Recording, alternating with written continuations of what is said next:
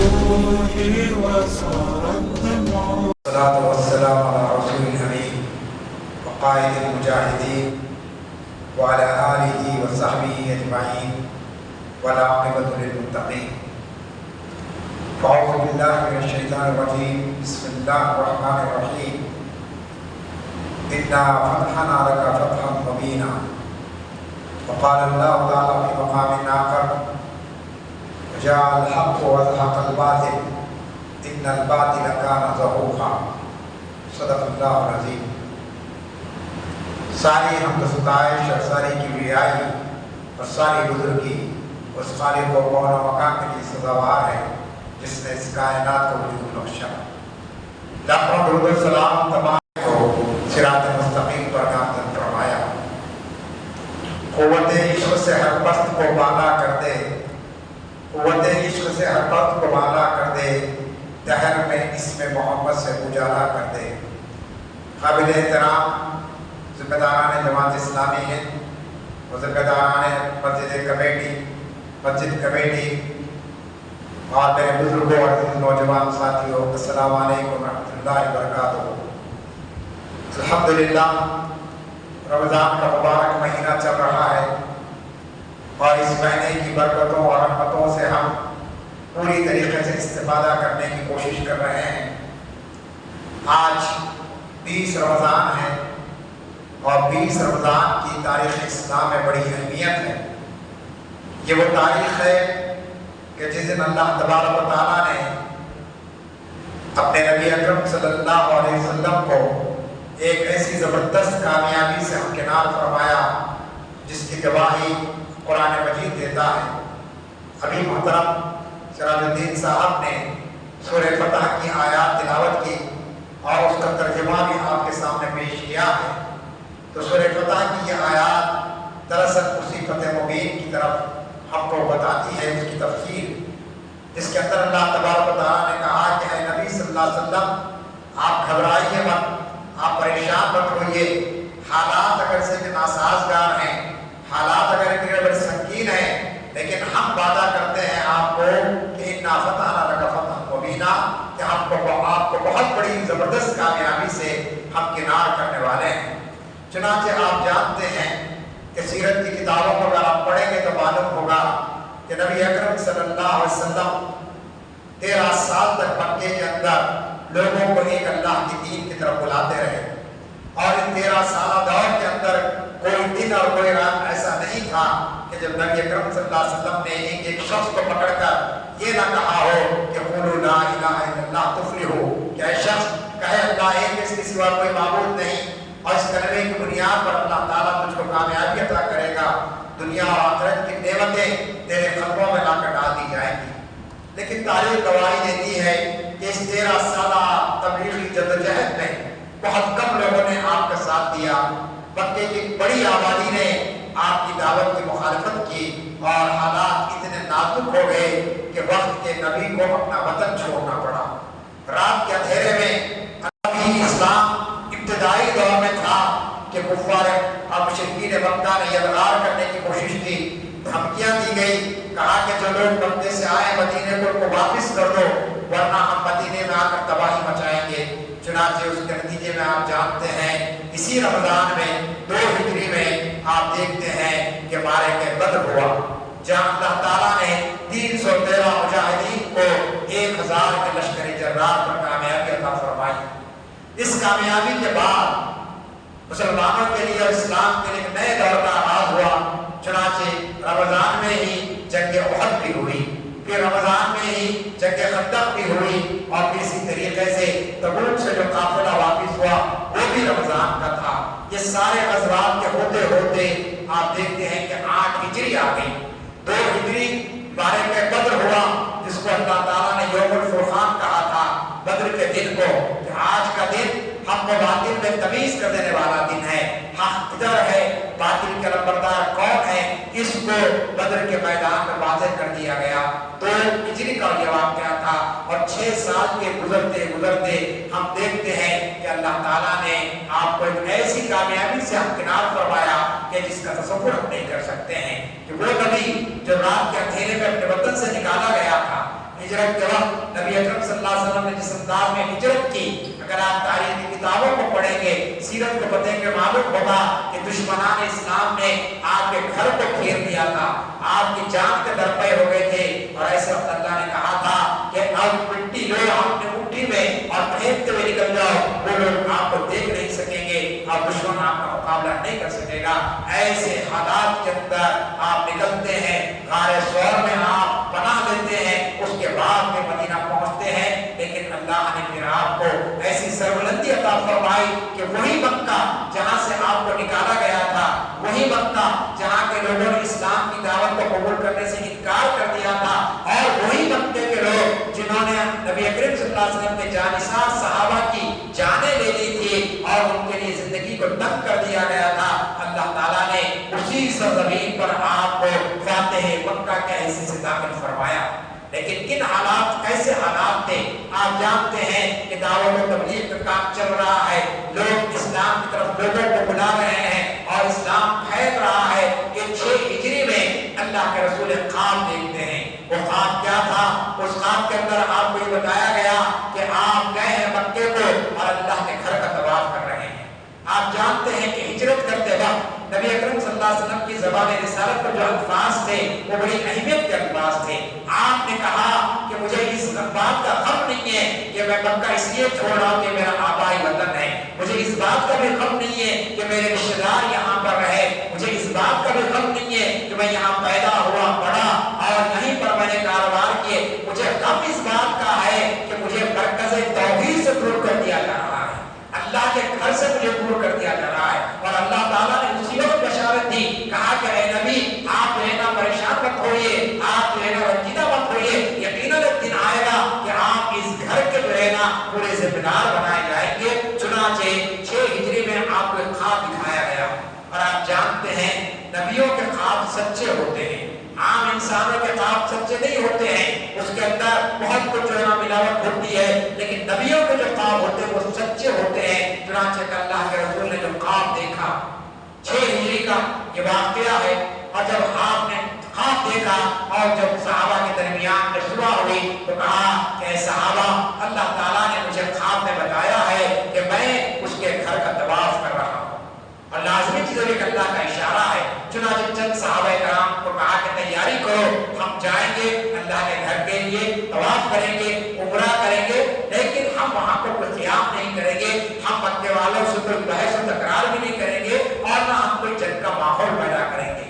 چنانچہ آپ جانتے ہیں کہ آپ کے اس اعلان عام کے بعد آپ نے منادی کرنی پورے مدینے کے اندر کہ میں عمرے کے لیے جا رہا ہوں اور جو میرے ساتھ چل سکتے ہیں چل سکتے ہیں۔ چنانچہ تقریباً 1400 صحابہ آپ کے ساتھ چلنے کے لیے تیار ہو گئے۔ نیت کیا تھی کہ اللہ کے گھر کا طواف کریں گے، عمرہ ادا کریں گے، اور جو جانور ہیں ذبح کرنے کے وہ جانوروں کو ذبح کریں گے، اور اس کے بعد ہم واپس آ جائیں گے۔ لیکن جیسے ہی یہ قافلہ نکلا، مکے والوں نے کہا کہ نہیں، ہم آپ کو اس بات کی اجازت نہیں دیں گے کہ آپ آ کر یہاں پر جو ہے نا خانہ کعبہ کا طواف کریں اور عمرہ کریں۔ کیوں؟ اس لیے کہ ہم تو آپ کو نکال دیے ہیں، آپ کا ہمارا کوئی تعلق باقی نہیں رہا، آپ کا دین الگ ہو گیا، ہمارا دین الگ ہو گیا۔ چنانچہ آپ جانتے ہیں ایک مقام پر اللہ کے رسول ٹھہر گئے، اور ٹھہرنے کے بعد بات چیت ہوئی باضابطہ، لیکن ان لوگوں نے نہیں مانا، کہا کہ اس سال تو ہم آپ کو اس بات کی اجازت نہیں دیں گے۔ چنانچہ ایک معاہدہ ہوا ایک درخت کے نیچے، اس معاہدے کو صلح حدیبیہ ہم کہتے ہیں۔ 6 ہجری کا یہ واقعہ ہے۔ اس معاہدے کے اندر 10-11 پوائنٹس تھے، جس میں سے 3 اہم پوائنٹ یہ تھے۔ پہلا پوائنٹ یہ تھا کہ جو لوگ اس وقت آئے ہیں وہ لوگ یہاں سے واپس چلے جائیں گے، پہلی مرتبہ رسول اکرم صلی اللہ علیہ وسلم اس سال مکے میں داخل نہیں ہوں گے، واپس چلے جائیں گے۔ دوسرا یہ کہ اگلے سال مکہ آئیں گے اور 3 دن قیام کریں گے۔ تیسرا نکتہ یہ تھا کہ 10 سال تک فریقین یعنی کفار مکہ اور صحابہ کرام یعنی اسلام کے نمبرداروں کے درمیان میں کوئی جنگ نہیں ہوگی، سیز فائر رہے گا، جنگ بندی رہے گی، اور کوئی کسی پر حملہ نہیں کرے گا۔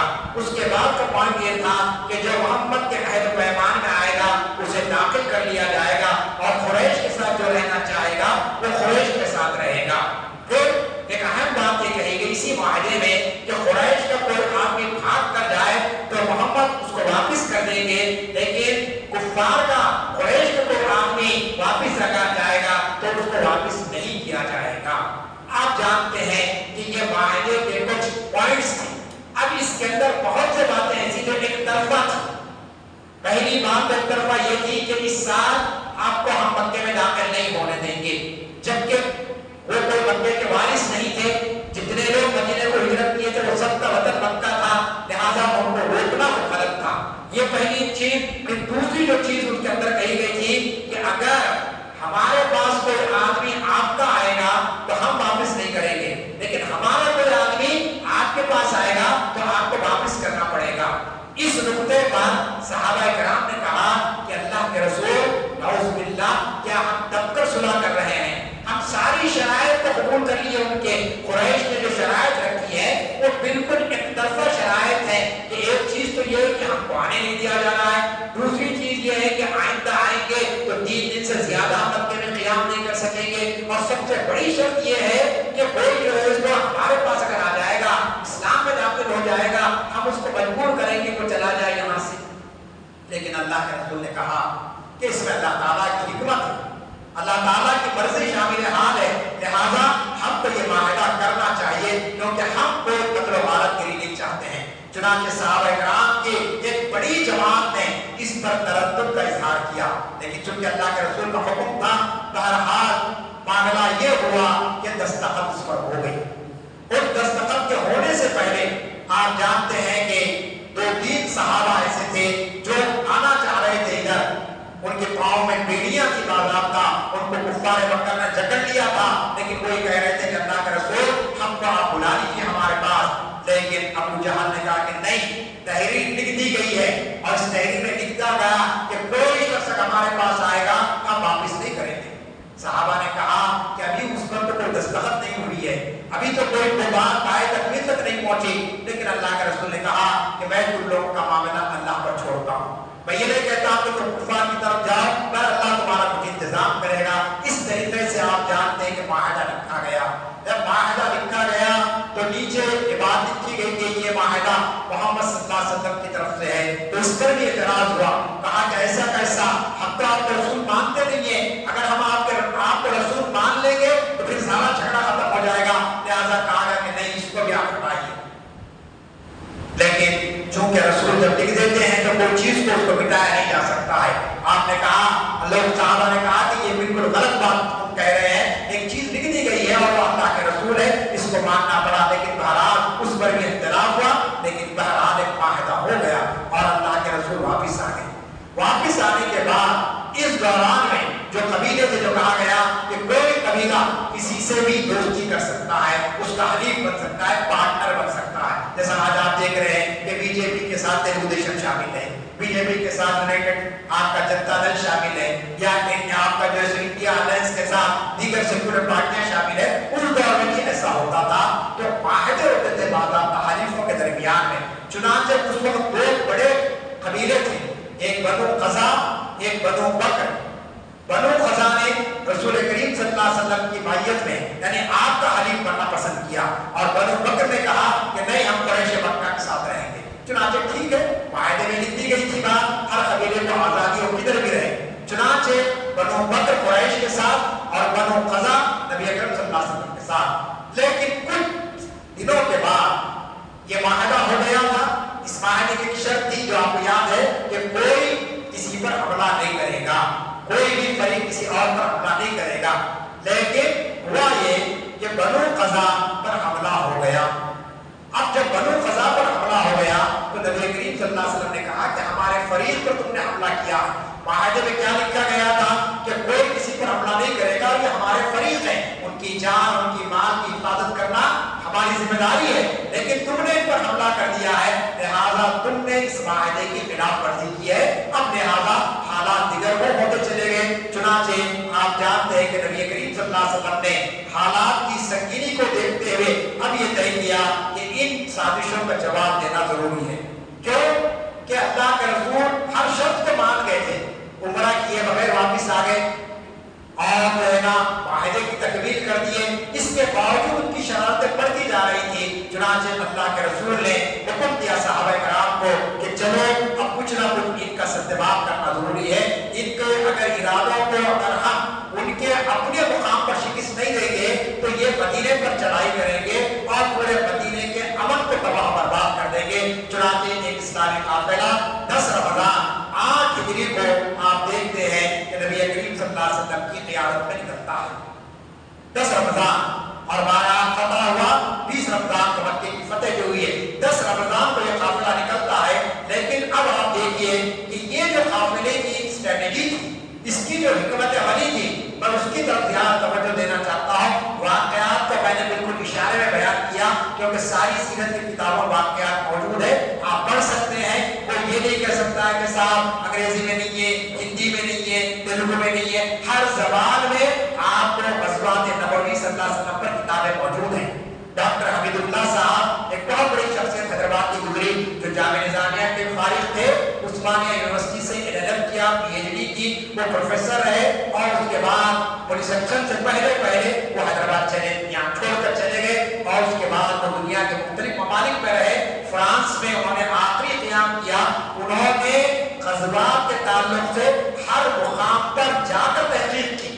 غزوہ احد میں اللہ کے رسول کہاں ٹھہرے, وہاں گئے ڈاکٹر حمید اللہ. غزوہ خندق کہاں کھودی گئی خندق, وہاں پر گئے. انہوں نے کتاب لکھی, آپ سب پڑھے لکھے, پڑھیے کتاب, انگریزی میں کتاب ہے وہ, بیٹل فیلڈز آف پروفٹ محمد صلی اللہ علیہ وسلم, اور اردو میں انہوں نے ترجمہ اس کا کیا ہے رسول کریم صلی اللہ علیہ وسلم کی جنگ کی حکمت عملی.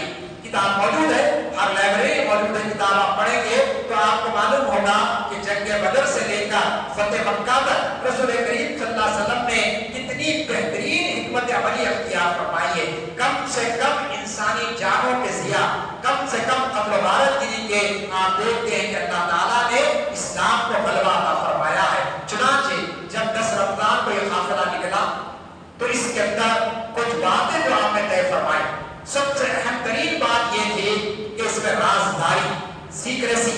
آج ہماری رازداری کا کیا معاملہ ہے؟ 4 آدمی اگر یہاں بیٹھ کے کوئی بات طے کریں گے, آپ نماز پڑھ کے مغرب کو نکلیے, ایک نیا آدمی کہہ دے گا آپ کیا طے کریں, ہم کو معلوم ہو گیا. کیونکہ 4 بجے کا آدمی بولتا تھا جا کے وہاں پہ, اچھے نیت سے بولتا الگ بات یا بری نیت سے بولتا, لیکن بولتا, بات ٹکتی نہیں اس کو. لیکن رسول کریم صلی اللہ علیہ وسلم کی حکمت عملی دیکھیے کہ مکے کے پر چڑھائی کی تیاری ہو گئی ہے. اشارہ دے دیا آپ نے کہ ہم کو جانا ہے, لیکن کہاں جانا ہے, کیسے جانا ہے, کب جانا ہے, اس کی کوئی اطلاع نہیں جاتی. انتہا یہ کہ آپ نے اپنی زوج محترمہ حضرت عائشہ سے بھی نہیں کہا کہ ہم کو کس راستے سے نکلنا ہے. اس طریقے کی آپ نے رازداری کر دی. اور جب سارے صحابہ جمع ہو گئے, 10,000 کا لشکر جرار آپ کے ساتھ موجود ہے. آپ تصور کیجئے 6 سال پہلے یہ حالت تھا کہ 313 جمع ہوئے تھے, جس میں بوڑھے بھی تھے, ضعیف بھی تھے, بچے بھی تھے, خواتین بھی تھے, اور پھر جنگی تیاری کا کیا حالت تھا آپ جانتے ہیں کہ 313 تھے تو 70 گھوڑے تھے, اور 70 گھوڑے پر 3 سوار تھے. ہتھیار کیسے تھے؟ ٹوٹی ہوئی تلواریں تھی, نیزے ٹوٹے ہوئے تھے. لیکن 6 سال کے اندر اللہ تبارک و تعالیٰ نے آپ کو اتنی بڑی جو ہے نا طاقت بنا دیا تھا کہ آپ بڑی سے بڑی طاقت کا مقابلہ کر سکتے تھے. چنانچہ 10,000 کا لشکر نکلا اور کسی کو بھی اطلاع نہیں تھی کہ رسول کریم صلی اللہ علیہ وسلم کیا جنگ کی حکمت عملی اختیار فرما رہے ہیں. تو سب سے پہلے آپ لے کر نکلے صحابہ کو اور ایک مقام پر ٹھہر گئے. ٹھہرنے کے بعد جب رات ہوئی تو آپ نے کہا کہ ہر شخص اپنا چولہا سلگائے, آگ لگائے. اب سوال یہ ہے کہ آگ کیوں لگائی جائے؟ آپ نے آگ لگانے کا, چولہے سلگانے کا حکم اس لیے دیا تاکہ دشمن پر ہیبت طاری ہو جائے. کتنے خطرناک لوگ ہوں گے کہ اس طریقے سے آگ لگا دیے ہیں, اور جو نا کتنی ان کی تعداد ہوگی. چنانچہ ایک دبدبا, ایک روح آپ نے قائم کرنے کے لیے ان پر, کیونکہ جنگ بدر میں انہوں نے جس طریقے کی یعنی سازشیں رچائی تھی, آپ نہیں چاہتے تھے کہ اب وہ ساری چیزیں وہ یہاں پر کر سکے. اس سے پہلے ہی آپ نے یہ کام شروع کر دیا. چنانچہ 10,000 چولہے سلگا دیے گئے. اور اس کے بعد آپ دیکھتے ہیں کہ جب مقابلے کی بات آئی, اس سے پہلے ایک اور واقعہ ہو جاتا ہے کہ آپ دیکھتے ہیں کہ مدینے کے اندر ایک صحابی تھے جن کا نام حضرت بلتا تھا, حاتب بن بلتا. ان سے ایک غلطی سرزد ہو گئی. کیا غلطی سرزد ہوئی؟ وہ صحابی رسول تھے, لیکن ان کے بیوی بچے مکے میں تھے اس وقت. ہو گیا 10,000 لوگ جا رہے ہیں، اب مکے میں جا کر قتل و غارت گری ہو جائے گی، خدا نخواستہ میرے رشتے دار اس میں ختم ہو جائیں گے اور جو ہے نا مارے جائیں گے، تو انہوں نے ایک کام یہ کیا کہ مکے والوں کو جو ہے نا ایک عورت کے ذریعے اطلاع پہنچانے کی کوشش کی۔ دیکھیا اب اللہ تعالیٰ نے وحی کے ذریعے نبی اکرم صلی اللہ علیہ وسلم کو اس بات کی اطلاع دی کہ تمہارے پاس کوئی ایک ایسا شخص ہے جو اس قسم کی حرکت کیا۔ چنانچہ وہ عورت کی تلاشی کی گئی، اس عورت نے انکار کیا، کہا کہ میرے پاس کوئی چیز نہیں ہے، کوئی چٹھی میرے پاس نہیں ہے، لیکن چونکہ اللہ کی وحی آ چکی تھی اور ناممکن بات نہیں تھی کہ کوئی چیز نہ ہو، اس کے پاس بہرحال کوئی نہ کوئی چیز ہے، لہٰذا تلاشی دی گئی، اس کے بالوں کی تلاشی دی گئی، تو بہرحال ایک چٹھی اس کے اندر نکلی اور چٹھی کے اندر انہیں کا نام تھا، حاتم بن بلتہ کا نام تھا۔ جب معاملہ سامنے آیا اللہ کے رسول سے کیا تو اللہ کے رسول نے پوچھا کہ تم نے یہ حرکت کیوں کی، اس کی وجہ کیا ہے؟ تو انہوں نے صاف وہی سے کام کیا، انہوں نے کہا کہ اللہ کے رسول میرا ارادہ تو ایسا نہیں تھا کہ میں اہل مکہ کو یا قریش کے سرداروں کو کوئی اس کی اطلاع دوں، بلکہ میں اپنے جو خونی رشتہ دار وہاں پر تھے ان کو آگاہ کرنے کے لیے، ان کو بتانے کے لیے کہ وہ اس جنگ کا حصہ نہ بنے، اس لیے میں نے یہ چٹھی لکھی۔ پر اللہ کے رسول نے ناراضگی ظاہر کی لیکن کوئی حکم جاری نہیں کیا، کہا کہ ان سے یہ غلطی ہو گئی ہے اور ان کو معاف کر دیا گیا، کیونکہ یہ اسلام کا اصول ہے کہ نادانی میں انسان کو جس کر دیتا ہے اپنے عزیز و اقارب کے خاطر کسی کی جان بچانے کے لیے، تو بہرحال اس کو اتنی اجازت دی جا سکتی ہے۔ چنانچہ یہ واقعہ ہوا اور اس کے بعد آپ دیکھتے ہیں کہ جب چولہے سکھا دیے گئے اور ایک دہشت داری ہو گئی، کفار مکہ نے محسوس کیا یہ تو بہت طاقت کے ساتھ آئے ہیں اور بہت ہی تیاری کے ساتھ یہ لوگ آئے ہیں اور لازمی چیز ہے ہم ان کا مقابلہ نہیں کر سکتے۔ چنانچہ واقعہ یہ ہے، آپ جانتے ہیں کہ مکہ ایک انسان کا بھی خون نہیں بہا، اس طریقے سے اللہ تعالیٰ نے اللہ کے رسول کو مکے میں جو ہے نا داخل فرمایا۔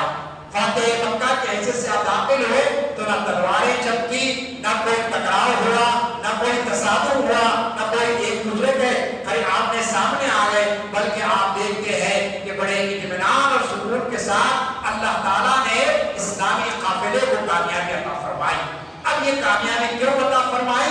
یہ کامیابی اس لیے عطا فرمائی کہ گزشتہ 6 سال سے جو جدوجہد چل رہی تھی اور اس سے پہلے مکے کے 13 سالہ دور میں جو مسائل اور جو مشکلات سے صحابہ کرام گزرے تھے، ان کا انعام اللہ تعالیٰ نے فتح مبین کے ذریعے آپ کو دیا۔ اب آپ جانتے ہیں کہ اللہ کے رسول 20 رمضان کی یہی تاریخ تھی اور تقریباً یہی وقت تھا کہ اللہ کے رسول مکے میں داخل ہوئے۔ اب جب مکے میں داخل ہوئے، آپ جانتے ہیں کوئی انسان جو کامیابی حاصل کرتا ہے، وکٹری ریلی جو نکلتی ہے، آپ دیکھتے ہیں MLA کامیاب ہونے کے بعد، MP کا الیکشن جیتنے کے بعد یا کوئی سرکاری یا بڑا عہدہ حاصل کرنے کے بعد جو کامیابی کی ریالیاں نکالتے ہیں لوگ، ان کے انداز کیا ہوتے ہیں؟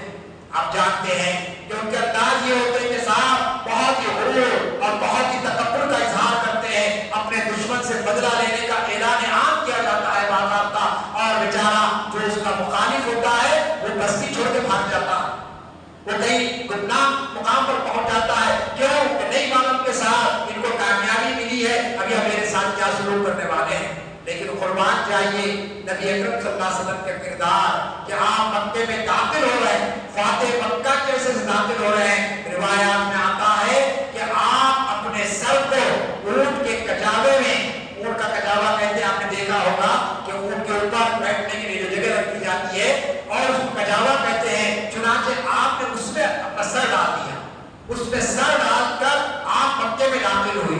کیوں؟ کیا یہ شرمندگی کی وجہ سے تھا؟ یہ کوئی پشیمانی کی وجہ سے تھا؟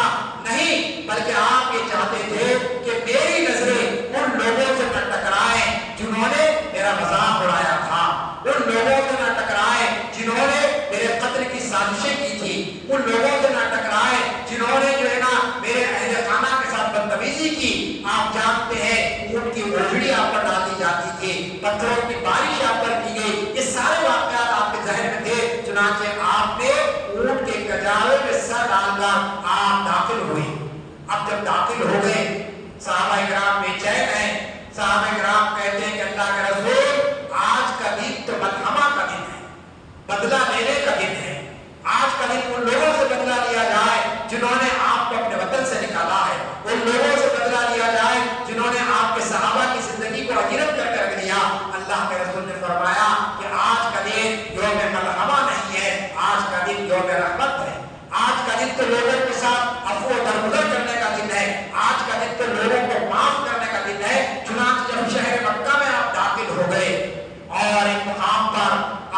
بحیثیت قائد کے، بحیثیت سپہ سالار کے آپ ٹھہر گئے، آپ کے اطراف 10,000 کی جماعت ٹھہری ہوئی ہے اور تلواریں چمکتی ہوئی تلواریں، اور دوسری طرف بڑے بڑے سرداران قریش ہے۔ ایک ایسا شخص بھی ہے جس نے آپ کے چچا حضرت حمزہ کے کلیجے کو نکال کر اور اسے چلا دیا تھا، اس کے یعنی اس کی بیوی نے ہندا نے اس کے کلیجے کو چبا دیا تھا۔ ایسا شخص بھی موجود ہے۔ ابو سفیان بھی موجود ہے جنہوں نے جنگ بدر میں بہت زیادہ سازشیں کی تھی اور ابتدائی دور میں اسلام کے رسول کریم صلی اللہ علیہ وسلم کو بہت کچھ ستایا تھا۔ آپ جانتے کہ بڑے بڑے سردار موجود تھے، چاہتے تو آپ بدلہ لے سکتے تھے، چاہتے تو ایک ایک سے انتقام لے سکتے تھے، اور عربوں کی روایت کی انتقام لینا۔ ایام جاہلیت میں کیا معاملہ تھا؟ اگر کسی ایک انسان کا قتل ہو جاتا تو پھر وہ لڑائی کب تک چلتی؟ پوپرے تک وہ لڑائی چلتی ہے، دو دو چار چار قافلے مل جاتے قبیلے ایک دوسرے سے، اور انتقام پر انتقام چلتا تھا۔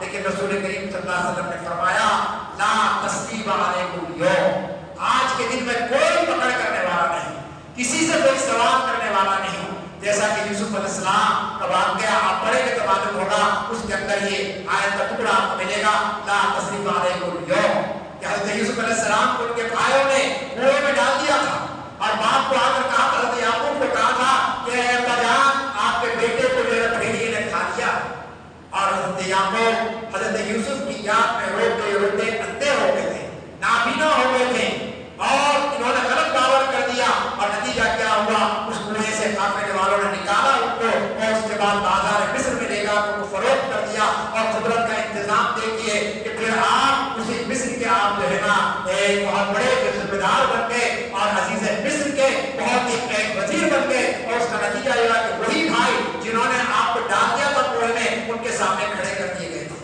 تو سب بھائیوں نے کہا تھا اے یوسف تم ہمارے بھائی ہیں، اور ہم کو امید ہے کہ تم ہمارے ساتھ رحم کا کرم کا معاملہ کرو گے۔ چنانچہ اللہ کے رسول نے کہا یوسف میرے بھائی تھے، اور میرے بھائی نے جس طریقے کا معاملہ کیا میں بھی اپنی قوم کے ساتھ ایسے ہی معاملہ کرتا ہوں، اور کہا کہ لا تثریب علیکم اليوم، آج کوئی تمہاری پکڑ نہیں ہے، تم سب کو میں آزاد کرتا ہوں۔ پھر اس کے بعد آپ نے عام معافی کا اعلان کر دیا، کہا کہ مکے کے کسی انسان سے بدلہ نہ لیا جائے۔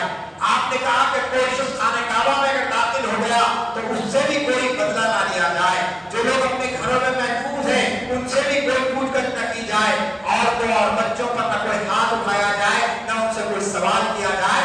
اس طریقے سے آپ دیکھتے ہیں کہ عام انداز سے آپ نے سب کو معاف کر دیا، کیونکہ آپ کی صفت خود رحمت العالمین کی تھی۔ قرآن مجید نے آپ کو جو سب سے بہترین خطاب عطا فرمایا وہ یہ ہے کہ انا ارسلناک الا رحمۃ للعالمین، کہ آپ کی بہت ساری صفات ہیں لیکن رحمت العالمین کی صفت سارے اوصاف پر غالب ہے۔ چنانچہ اس رحمت کا تقاضا تھا، آپ نے کہا کہ میں تمام کو معاف فرما دیتا ہوں، اور اس طریقے سے آپ دیکھتے ہیں کہ یہ قافلہ جب داخل ہوا تو لازمی چیز ہے کہ جس چیز کو دیکھنے کی کوئی تمنا تھی، جس چیز کی زیارت کرنے کی تمنا تھی، وہ بارہ اللہ کا گھر تھا، خانہ کعبہ تھا۔ چنانچہ خانہ کعبہ میں داخل ہوئے تو آپ جانتے ہیں کہ اس کے جو متولی تھے حضرت عثمان، ان کا نام ہے عثمان بن طلحہ۔ اللہ کے رسول نے کہا اے عثمان بن طلحہ تم کو وہ دن یاد ہوگا کہ میں ایک دن آیا تھا یہاں پر اللہ کے گھر کا طواف کرنے کے لیے، لیکن تم نے مجھے طواف کرنے نہیں دیا، مجھے تم نے واپس کر دیا، لیکن آج یہ کنجیاں تمہارے ہاتھ میں ہے، یاد رکھ لو کہ یہ کنجیاں تمہارے خاندان کے ہاتھ میں رہیں گی، تم ہی اس کے متولی رہیں گے، ہم میں کا کوئی شخص کا متولی نہیں بنے گا۔ چنانچہ آج کی تاریخ تک بھی آپ جانتے ہیں کہ خانہ کعبہ کے متولی جو ہے وہ حضرت عثمان بن طلحہ کے خاندان کے لوگ ہیں۔ 1400 سال سے یہ سلسلہ چل رہا ہے۔ آپ چاہتے تو کنجیاں دے دیتے، کسی بڑے صحابے کو کنجیاں دے دی جاتی، کسی اور کو تولیت دی جاتی، لیکن آپ نے کہا کہ نہیں، تم خود اس کے متولی رہو گے اور تم خود اس کا انتظام کرو گے۔ پھر اس کے بعد آپ جانتے ہیں کہ سب سے اہم ترین واقعہ جس میں بہت بڑا سبق ہے ہم سب کے لیے، اور یہ سبق پوری دنیا کے سامنے لانے کی ضرورت ہے کہ ہیومن رائٹس، انسانی تقدس کیا ہوتا ہے، انسان کا وقار کیا ہوتا ہے، انسان کی عظمت کیا ہوتی ہے، ایک انسان کس طریقے کے آپ سے توقع رکھتا ہے، اس کا بہترین کردار اگر آپ کو ملتا ہے تو فتح مکہ میں ملتا ہے۔ کیا کردار پیش کرتا ہے رسول نے؟ آپ جانتے ہیں کہ آپ خانہ کعبہ میں داخل ہوئے، ایک ایک بت کے پاس جاتے اور ایک ایک آیت پڑھتے اور اس کے بعد ایک بت کو گرایا جاتے اور اس کے بعد آخری بت گر گیا تو پھر آپ نے کہا کہ جاء الحق وزهق الباطل، کہ اب حق آ گیا ہے اور باطل ختم ہو گیا ہے، اور باطل مٹنے کے لیے ہوتا ہے، باطل کبھی قائم رہنے کے لیے نہیں ہوتا ہے۔ اور خانہ کعبہ کو سارے بتوں سے صاف کر دیا گیا اور وہ جو مرکز توحید تھا آدم علیہ السلام سے، آپ جانتے ہیں کہ خانہ کعبہ کی تعمیر آدم علیہ السلام نے کی اور اس کے بعد مختلف انبیاء کرام کا اس میں رول رہا۔ تو اس طریقے سے اس مرکز توحید کو جو شروع سے اللہ کا گھر تھا، اللہ کے رسول نے پاک اور صاف کیا۔ اب اس کے بعد نماز کے لیے اذان کا وقت آیا۔ اذان کون دے؟ لازمی چیز ہے کہ جلیل القدر صحابہ موجود ہیں، بدری صحابہ موجود ہیں، عشرے مبشرہ جن کو جنت کی بشارت ان کی زندگی میں دے دی گئی، ایسے صحابہ موجود ہیں۔ قریش کے بڑے خاندان سے جو لوگ نکل کر آئے ایسے صحابہ موجود ہیں، اور پھر اہل علم کی بڑی تعداد موجود ہے، اور پھر خود آپ کے عزیز و اقارب ہیں۔ انسان کو جب اقتدار ملتا ہے، طاقت ملتی ہے، کچھ دینے کی بات ہوتی ہے، تو انسانی فطرت کیا ہے؟ انسانی فطرت یہ ہے کہ انسان چاہتا ہے کہ پہلے میرے لوگ فائدہ اٹھا لیں، بعد میں دوسرے، میرے رشتے دار، میرے عزیز و اقارب، میرے دوست احباب، ان کو یہ مقام دیا جائے، کیونکہ تاریخ ایک کروٹ لے رہی تھی، تاریخ ایک کڑائی لے رہی تھی۔ آج جو اذان دے گا اس کا نام قیامت تک یاد رکھا جائے گا، یہ معاملہ تھا۔ اور پھر سارے لوگ موجود ہیں، قریش کے پورے سردار اور قریش کی پوری آبادی ٹھہری ہے مکے کے اندر، اور ادھر مدینے کے سارے لوگ موجود ہیں، مہاجرین بھی ہے، انصار بھی ہے۔ اللہ کے رسول کی نظر کس پر ٹکی جا کر؟ آپ غور فرمائیے، کہنا بڑا آسان ہے لیکن عمل کرنا بہت مشکل ہے۔ آپ کی نظر ٹکی جا کر ایک ایسے شخص پر جو بظاہر دولت مند نہیں ہے، جس کا کوئی بڑا خاندان نہیں ہے، جس کا تعلق مکے کے کوئی بڑے قبیلے سے نہیں ہے، جو نہ کوئی خوبصورت انسان ہے نہ کوئی بہت زیادہ پڑھا لکھا انسان، وہ تھے حضرت بلال کی شخصیت۔ کہا کہ بلال، آج اللہ کی کبریائی کا اعلان کا دن ہے اور میں تم کو اس بات کا حکم دیتا ہوں، ہدایت دیتا ہوں کہ چلو خانہ کعبہ کی دیوار پر اور اللہ کی کبریائی کا اعلان کرو، اذان دو۔ دنیا حیران ہے کہ رسول کریم صلی اللہ علیہ وسلم کا یہ کیسا سلیکشن تھا، یہ کیسا آپ کا انتخاب تھا کہ ایک عام انسان کو آپ نے آج کے تاریخی دن اتنا بڑا مقام عطا فرمایا۔ آج دنیا میں بڑی بڑی ہیومن رائٹس کی آرگنائزیشن سے ہر سال 10 دسمبر کو ہیومن رائٹس ڈے منایا جاتا ہے 1948 سے یونو کی جانب سے، لیکن کسی انسان کی یہ توقیر اعلان کرتے ہیں، دولت آ جائے، عہدہ آ جائے تو لوگ اپنے خونی رشتہ داروں کو بھول جاتے ہیں، چچا کو چچا کہنے کے لیے تیار نہیں ہیں، باپ کو بعض مرتبہ نظر انداز کر دیتے ہیں کہ میری شان میں فرق آ جائے گا۔ لیکن رسول کریم صلی اللہ علیہ وسلم کا معاملہ یہ کہ پوری آبادی جمع ہے اور پوری دنیا دیکھ رہی کیا ہونے والا ہے، ایسے بلال سے کہا کہ چلو خانہ کعبہ کی دیوار پر اور کھڑے رہ کر اذان دو۔ یہی نہیں بلکہ جب حضرت بلال چل رہے تھے، مورخین لکھتے ہیں کہ آپ خانہ کعبہ کی دیوار تک تو پہنچ گئے لیکن اوپر نہیں چڑھ سک رہے تھے، تو اللہ کے رسول نے اپنا کندھے مبارک دیا، کہا کہ میرے کندھے پر بلال تم سر رکھ کر خانہ کعبہ پر چڑھو۔ آپ بتائیے، وہ نبی جس پر ساری نعمتوں پر اللہ تعالیٰ نے نچھاور فرما دیا، وہ نبی جس کو خاتم النبیین کا خطاب دیا گیا، وہ نبی جن کتابوں سے کہا گیا کہ آپ سردار انبیاء ہیں، معراج کے موقع پر سارے انبیاء نے آپ کے پیچھے کھڑے کے نماز ادا فرمائی، ایسے نبی نے اپنے صحابی رسول سے کہا کہ چلو بلال، اور اگر نہیں چلے ہیں تو میرے کندھے پر پاؤں کو، اور تاریخ نے دیکھا کہ حضرت بلال کے کالے پاؤں رسول کریم صلی اللہ علیہ وسلم کے انتہائی خوبصورت جانے پر آپ نے پاؤں تک چڑھا اور آپ نے اذان دی۔ یہ وہ کیریکٹر ہے، یہ وہ مثالی کردار ہے جس کو دنیا کے سامنے رکھنے کی ضرورت ہے، بتانے کی ضرورت ہے کہ اسلام کس قسم کا نظام قائم کرنا چاہتا ہے، کس قسم کا عادلانہ نظام قائم کرنا چاہتا ہے کہ جہاں ایک عام انسان کو ایک تاریخی دن یہ اعزاز، یہ اکرام عطا فرمایا گیا۔ چنانچہ آپ جانتے ہیں کہ قرآن مجید کے بعد میں اسی منظر کشی کرتے ہوئے یہی تو بات اس کے اندر کہا گیا کہ ہم نے جو تمہارے قبائل بنائے ہیں، تمہارے جو خاندان بنائے ہیں، وہ تمہاری پہچان کے لیے بنایا ہے۔ اصل چیز کیا ہے؟ ان اکرمکم عند اللہ اتقاکم، کہ اللہ کے پاس حسب و نسب نہیں، خاندان و جائیداد نہیں، بلکہ جس کے اندر جتنا تقویٰ ہوگا وہ اتنا زیادہ کامیاب ہوگا۔ چنانچہ آپ جانتے ہیں حضرت بلال کا یہ انتخاب کوئی حادثہ کی بات نہیں تھی، بلکہ رسول کریم صلی اللہ علیہ وسلم کی دوربین نگاہیں دیکھ رہی تھی کہ حضرت بلال کی کتنی قربانیاں ہیں۔ اسلام کا ابتدائی دور ہے، مسلمان معاشی حالت میں کمزور ہے انتہائی، اور بہت کم لوگ اس وقت اسلام کا ساتھ دینے والے ہیں۔ ایسے وقت بلال نے اسلام لایا، حبش سے آ کر اسلام لائے، اور ایک لمحے کے لیے اللہ کے رسول کو چھوڑنے کے لیے گوارا نہیں ہوتے تھے، غلام تھے مقام پر، اور اس کے بعد جب اسلام قبول کر لیے تو مکے کے ظالموں نے آپ کے ساتھ کیا کیا کہ تپتی ہوئی ریت میں حضرت بلال کو لٹا دیا جاتا تھا، اور ایسی خطرناک دھوپ کہ آپ تصور نہیں کر سکتے۔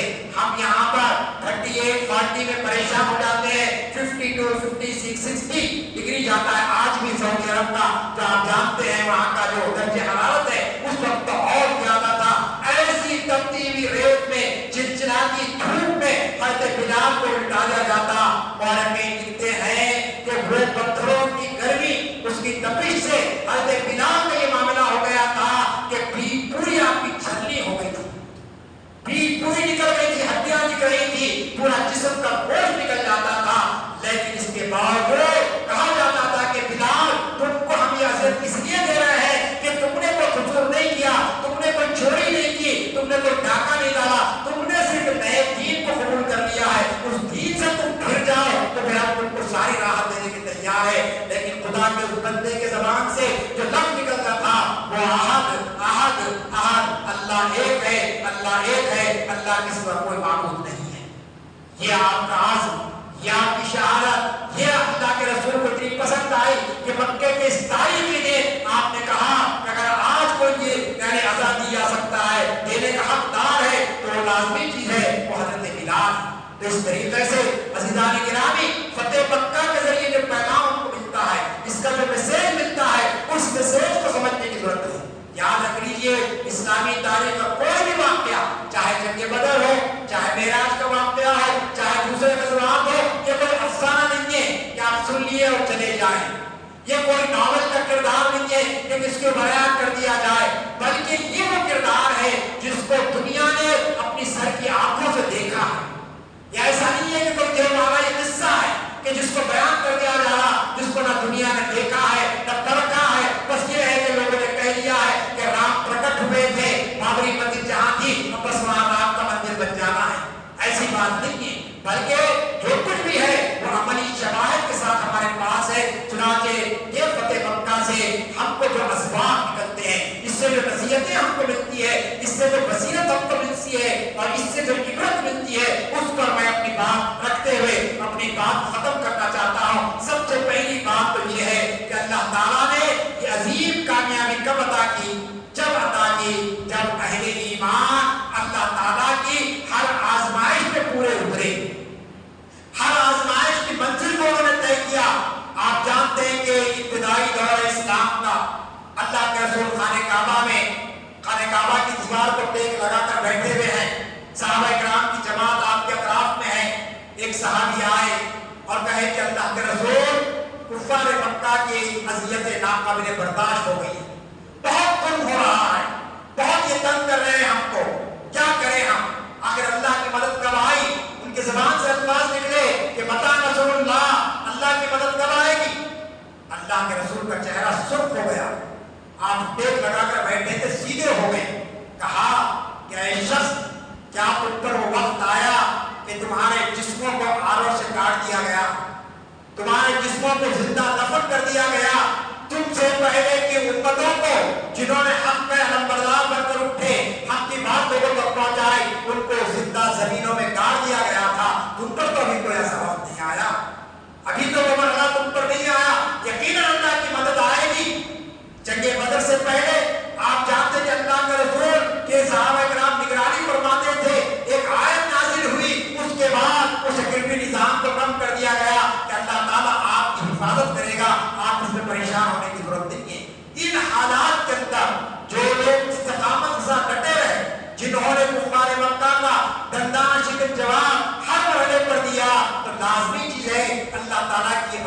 ہے، اللہ تعالیٰ کی یہ سنت ہے کہ اللہ تعالیٰ ان لوگوں کو جو اس کے دین پر ڈٹ جاتے ہیں ان کو برابر کامیابی عطا فرماتا ہے، ان کو سرخروئی عطا فرماتا ہے۔ چنانچہ فتح مکہ میں اللہ تعالیٰ نے باطل کو، کفار مکہ کو، مشرکین مکہ کو بتا دیا کہ تم جس دعوت کو ختم کرنا چاہتے تھے، جس داعیہ اسلام کو ختم کرنا چاہتے تھے، ہم نے اس کو سرخرو کر دیا ہے، آج ہم نے اس کو سربلند کر دیا ہے، اب دنیا کی کوئی طاقت اس کا مقابلہ نہیں کر سکتی ہے۔ تو پہلی شرط یہ ہے کہ ہم اسلام پر ڈٹ جائیں، ایمان پر ڈٹ جائے، حالات چاہے کیسے ہی ہو، نازک سے نازک ترین حالات اس سے پہلے امت پر آئے ہیں، لیکن امت نے ہمیشہ ایمان پر استقامت کا ثبوت دیا ہے۔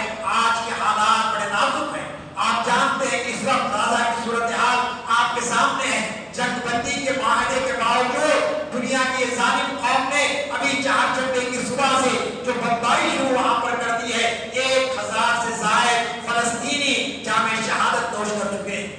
آپ جانتے ہیں کہ گزشتہ 1-2 سال نہیں 15 سال سے یہ ظلم اور بربریت کا سلسلہ وہاں پر چل رہا ہے، لیکن خاص طور پر 8 اکتوبر 2023 سے 15 مہینوں تک آپ جانتے ہیں کہ اسرائیل نے جس طریقے سے غزہ کی آبادی پر ظلم و ستم کے پہاڑ توڑے وہ آپ کے سامنے ہیں۔ پورا غزہ کا علاقہ انہوں نے قبرستان بنا دیا، نہ وہاں کوئی ہاسپٹل باقی رہا، نہ کہیں کوئی اسکول وہاں باقی رہا، نہ کوئی وہاں مکان یا دکان باقی رہی، اور 15 مہینے کی اس جنگ کے بعد اس کو جھکنا پڑا، کیونکہ حماس نے بہرحال اپنے ایمان کا ثبوت دیتے ہوئے جذبے شہادت کے ساتھ دنیا کی ساری ظالم طاقتوں کا مقابلہ کیا۔ ایک اسرائیل نہیں، لوگ سمجھیں کہ اسرائیل ہے، اسرائیل کی پشت پر جو شیطان بیٹھا ہوا ہے اس کو سمجھنے کی کوشش کیجئے۔ اب یہ شیطان نے کیا کہا؟ 8 دن پہلے اس نے کہا کہ غزہ سے پورے فلسطینیوں کو نکال دیا جائے گا اور پورا فلسطین یہودیوں کے حوالے کر دیا جائے گا، اسرائیل کے حوالے کر دیا جائے گا۔ امریکہ کے صدر ڈونلڈ ٹرمپ نے یہ بات کہی اور اسی کے اشارے پر آپ دیکھتے ہیں کہ 2 دن سے پھر وہاں پر قتل و غارت کے لیے بازار گرم کر دیا گیا۔ اور دوسری طرف دیکھیے ہمارے ایمان کی حالت کہ 57 مسلم ممالک ہیں، اور ان 57 مسلم ممالک کو اللہ تعالیٰ نے ہر قسم کی دولت سے نوازا ہے۔ 80% انرجی ہمارے پاس ہے۔ دنیا کے نقشے میں مسلمان 1.5 ارب کی آبادی ہماری آبادی ہے۔ دنیا کو اتنا مسلمانوں سے خالی نہیں ہے، افریقہ سے لے کر امریکہ، امریکہ سے آسٹریلیا، آسٹریلیا سے لے کر ایشیا، آپ کوئی بھی آپ مارکیٹ کو جائیں گے تو وہاں پر آپ کو کلمہ وہ مسلمان آپ کو نظر آئے گا۔ اتنی بڑی آبادی کے ہوتے ہوئے آج وہاں کی 42 لاکھ کی آبادی، 22 لاکھ کی آبادی جو فلسطینیوں کی غزہ میں ہے، اس طریقے سے آج ظلم میں پیسی جا رہی ہے، لیکن مسلم امت اپنی خاموش تماشائی بن کر اس کا مظاہرہ کر رہی ہے۔ امت تو احتجاج کر رہی ہے، لیکن حکمرانوں کا کیا معاملہ ہے؟ حکمران کس طریقے سے اس طاقت کے خلاف کھڑے رہنے کے لیے تیار ہے؟ عزیزان گرامی، مکے کے اس فتح کا سب سے بڑا پیغام یہ ہے کہ ہم کو اپنے ایمان کا ثبوت دینا ہے، اور ایمان کا ثبوت اپنے عمل سے دینا ہے۔ ہمارے اپنے ملک کے حالات آپ کے سامنے ہیں، وقت نہیں ہے کہ میں تفصیلات میں جاؤں، کہ آپ دیکھ رہے ہیں ہم کو اپنے ایمان سے پھیرنے کے لیے، ہم کو ہمارے دائرے اسلام سے ہٹانے کے لیے کس قسم شادیاں ہو رہی ہے۔ ابھی اتراکھنڈ کے اندر 27 جنوری سے یونیفارم سپریم کورٹ نافذ ہو گیا، اب وہاں پر کوئی شادی قاضی اگر نکاح پڑھاتا ہے تو قابل قبول نہیں ہے جب تک کہ وہاں پر رجسٹرار آفس میں اس کو رجسٹر نہ کیا جائے۔ اتراکھنڈ کا کوئی مسلمان چاہے کچھ حالت رہے دوسری شادی نہیں کر سکتا ہے۔ اتراکھنڈ کا مسلمان شریعت کے مطابق میراث کی تقسیم نہیں کر سکتا ہے۔ حکومت کا جو قانون بنے گا اس کے مطابق تقسیم ہوگی، اور جائیداد میں، باپ کی جائیداد میں بیٹے اور بیٹی کو برابر کا حصہ دیا جائے گا۔ گجرات تیاری کر چکا ہے یونیفارم سول کوڈ کی، آسام میں تیاری ہو چکی ہے، دیگر ممالک میں تیاریاں ہو چکی، دیگر ریاستوں میں اس کی تیاریاں ہو چکی ہے، لیکن ہماری تیاری کیا ہے؟ ہم کتنی شریعت پر عمل کر رہے ہیں؟ ہم شریعت کو کتنا جانتے ہیں؟ ہم شریعت پر لوگوں کو کس طریقے سے بتانے کی کوشش کرتے ہیں؟ ہماری جو شریعت ہے وہ انسانوں کے مسائل کے حل کے لیے آئی ہے، انسانوں کے زحمت بننے کے لیے نہیں آئی ہے۔ چاہے اس کا نظام وراثت کو لے لیجیے، اس کے شادی بیاہ کے معاملے کو لے لیجیے، اس کے طلاق کے طریقے کو لے لیجیے، یہ سب انسانوں کو راحت دینے کے لیے اللہ تعالیٰ نے یہ طریقے ہم کو بتائے ہیں۔ تو عزیزان گرامی، ضرورت اس بات کی ہے، ہمارے ملک میں آپ دیکھ رہے ہیں کہ مسجدوں پر بلڈوزر چلا کے جا رہے ہیں،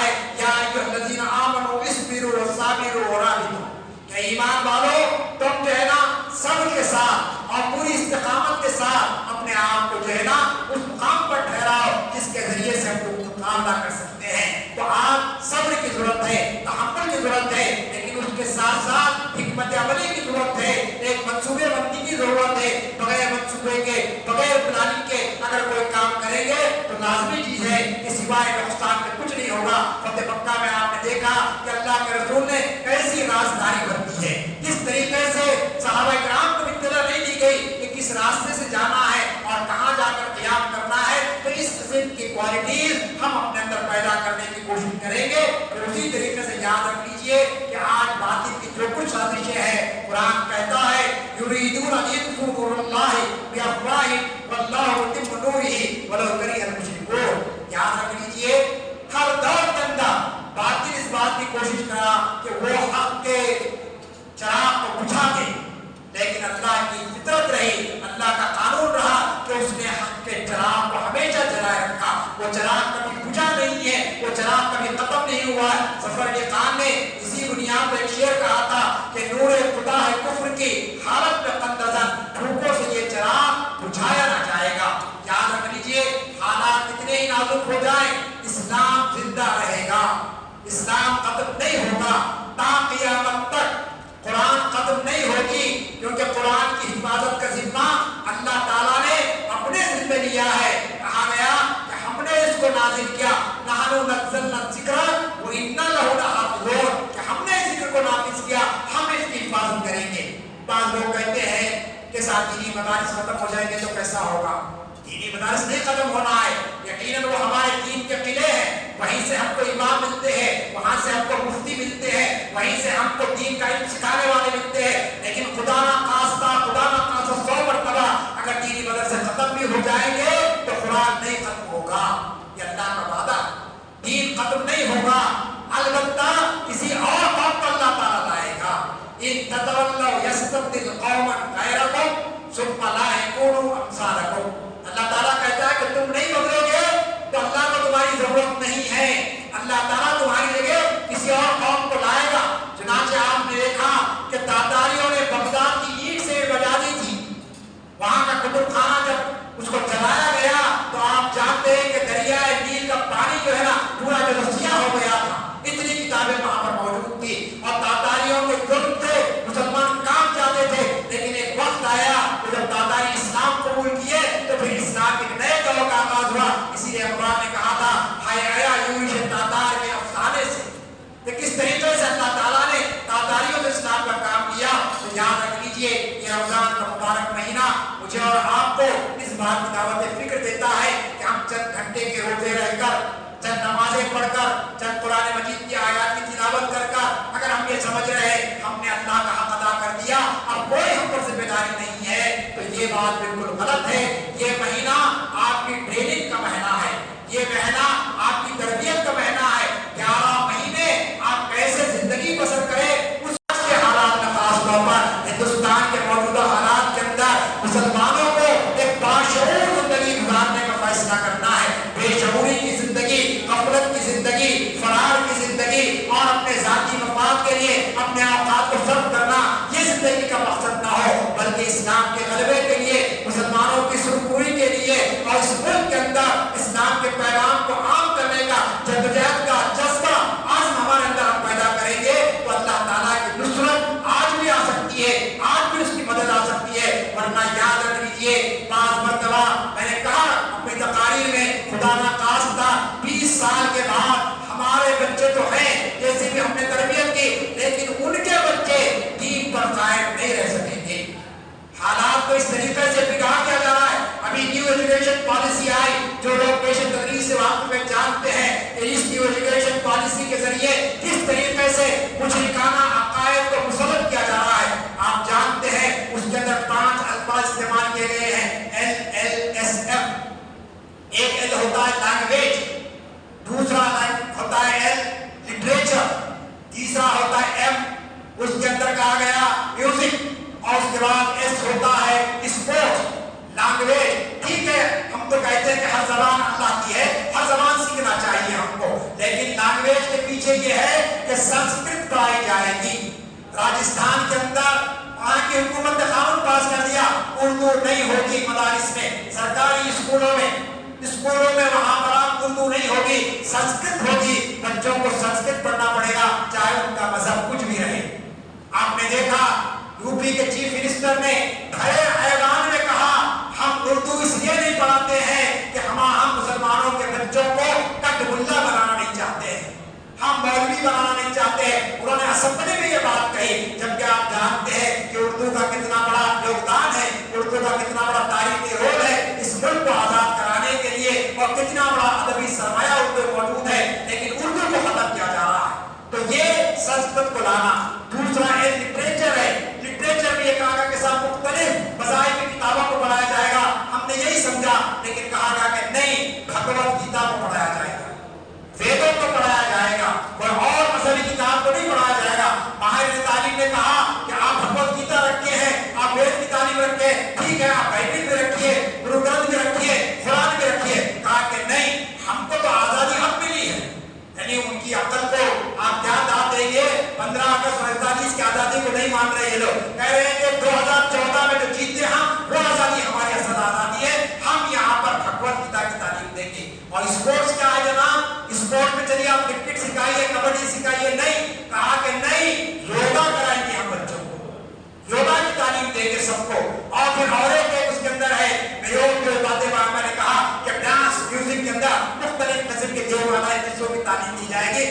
इफ्तार का वक्त हो रहा है, मैं आपसे ये कहना चाहता हूँ कि इन वाक़यात को आप घर में जाकर पढ़िए, अपने बच्चों को पढ़ाइए, ताकि हमारे बच्चे इस्लामी तारीख से वाकिफ हो सके, उनको ये मालूम हो सके कि रसूल करीम सल्लल्लाहु अलैहि वसल्लम जिस तरीके से तहज्जुद गुजार थे, आपके सहाबा जैसे तहज्जुद गुजार थे, ऐसे मैदान कारज़ात में उतरकर उन्होंने दुश्मनों का मुकाबला भी किया है, उन्होंने कुफ्र से मुकाबला करके बातिल कुव्वतों को तहस नहस भी किया है। वो जज्बा हमको हमारे अंदर पैदा होना चाहिए। तो लाजमी चीज है कि इस्लाम आपसे इस बात का मुतालबा करता है कि जिस दौर के जो हालात है, उन हालात के मुकाबला करने के लिए आप अपने अंदर वो ताकत पैदा कीजिए।